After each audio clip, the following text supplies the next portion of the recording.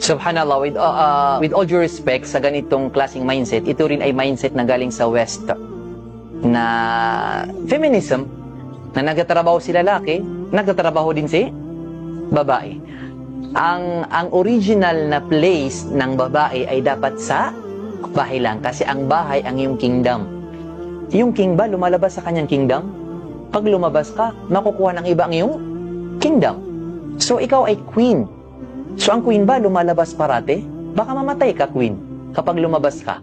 Subhanallah. So think of your house as your kingdom, and the king and the queen never go out from the kingdom unless it is very urgent and important.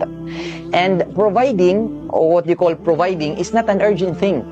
Kasi yung pananatili, we should know this.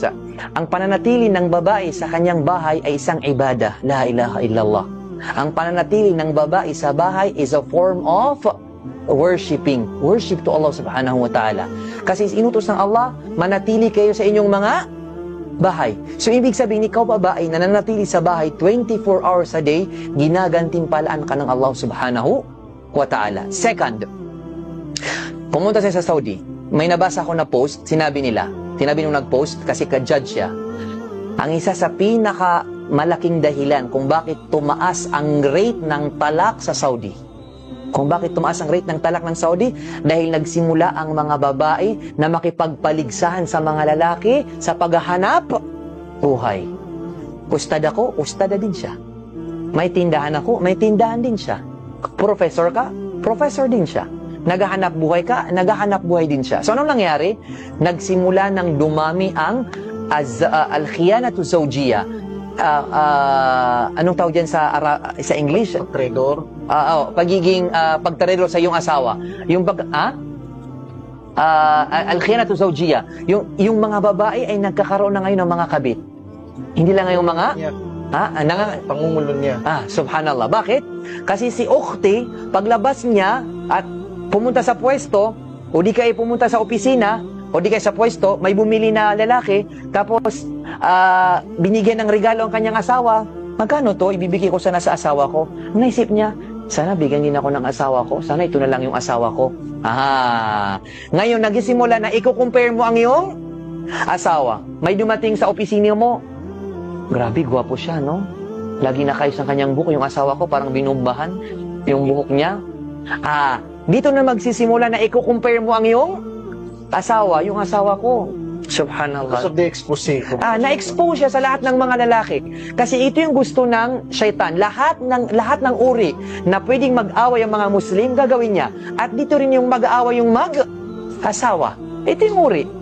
So ilan na ba yung narinig natin narinig natin? Hindi ko alam kung narinig nyo. Mayroon doon, hindi ko na alam saan, hindi ko sasabihin saan kasi baka mamaya hindi ako makauwi. Nahuli sila na ang babae may kadate na lalaki. What is worst? Ang babae may asawa. La ilaha illallah. Ka-office mate daw niya yung lalaki. Nakita nyo? So, saan nagsimula? To provide. Ang nangyari? Magzina. To expose myself to other men. Fala tattabi'u khutuwati syaitan. Wag niyong susundin ang mga apak ng syaitan. Kasi ang gusto ng syaitan, ilabas ang babae sa kanyang bahay, sa kanyang kingdom. At kapag sa oras na umapak ka sa labas, istashrafaki as-syaitan. Susunod sa iyo ang syaitan at lahat ng iyong gagawin ay maganda sa lahat ng paningin ng mga tao at lahat ng tao magkakaroon ng sala dahil sa iyo. Kasi, kumbaga yung lalaki nakatingin sa baba, tapos nakita niya nagmedyas ka, Allahu Akbar. Ang ganda ng kanyang paa. Kasi pinapakita ng syaitan sa lalaki na ikaw ay maganda. Naglalakad ka kay kapakuba, ang pinapakita ng syaitan, napakagandang babae.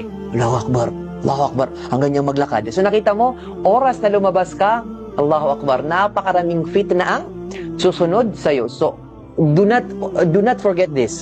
Ang paglabas mo sa bahay ay nagkakaroon ng imbalance. Kasi ang role model mo is to nurture the children, to guide the children, to educate the children. So, sino mag-educate sa mga bata kung walang nanay? Kami. Ang alam lang namin, ML. Ang alam namin, NBA player. So, umalis ka, masisira ang bahay. Subhanallah. So, Pangatlo, always believe in the power of qadr. Pag sa'yo, sa'yo.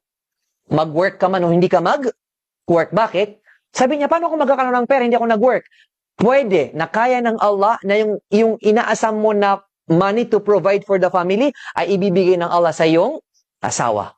Pero hindi ka nag-trust sa Allah. Nag-trust ka sa iyong sarili, na broke ang iyong relationship. So always trust sa power ng qadr at yung trust ng Allah, trust sa Allah subhanahu wa ta'ala. Ya Allah, kaya hindi ako nag-work, kahit pa ako top-notcher, kahit pa ako college graduate, kahit pa ako kunwari masteral, kasi inutos mo sa akin na manatili sa bahay, ya Allah, susundin kita.